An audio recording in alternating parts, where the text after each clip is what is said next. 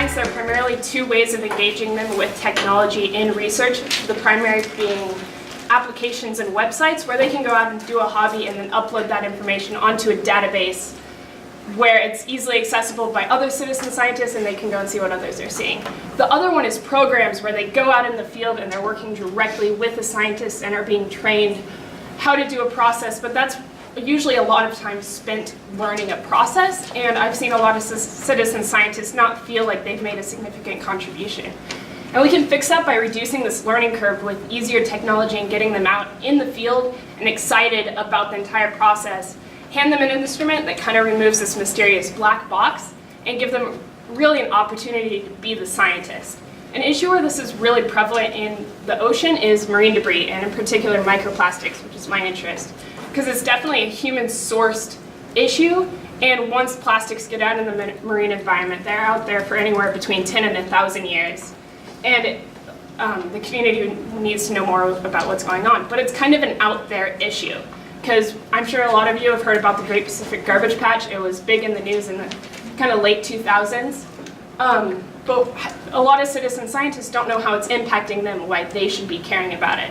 And that's one thing on the coast. You go to the beach and you see plastics out on beaches, either from just negligent use where people aren't taking their trash with them, or it's being washed up on shore. And it's also having an issue where it's killing marine organisms because they think plastics in the water are food. And so people do have a reason to care about this, but the current methods for sampling are really have a huge time component to them. So it's really hard to engage citizen scientists because you have to spend at least a day on a boat learning how to collect these water samples, and then you have to take those water samples into a lab and spend a lot of time doing technical analysis. So makerspaces are one way we can really engage people in the technology and simplify and make the technology easy and accessible to do, and empower people through this access. So at the University of Washington, we have the Ocean Technology Center, which I've taken the opportunity to build MPAR, which is a microplastic sensor that uses light refraction to detect particles in the water column. And this really just simplifies the process for sampling microplastics. And the whole thing was designed with the idea of exposure. So from the start, I was like, I want this to be easy. I want a citizen scientist to be able to open up the case and understand what's going on in the inside. So it's all for sensor accuracy. Designing for citizen science, as a scientist, I want perfect data, but you need to recognize that that's not always what the citizen scientist needs. You want them to be thinking about what's in the water and more just engage them, because the more awareness there is about an issue, the more funding you're going to get to do your scientific research. So MPower was designed with less than 10 components that are all easily recognizable from the maker movement. So it has an Arduino as the microcontroller, just a standard aquarium pump, and then the only really technical component is the sensor array, which is 3D printed, but it has a laser and light sensors from SparkFun.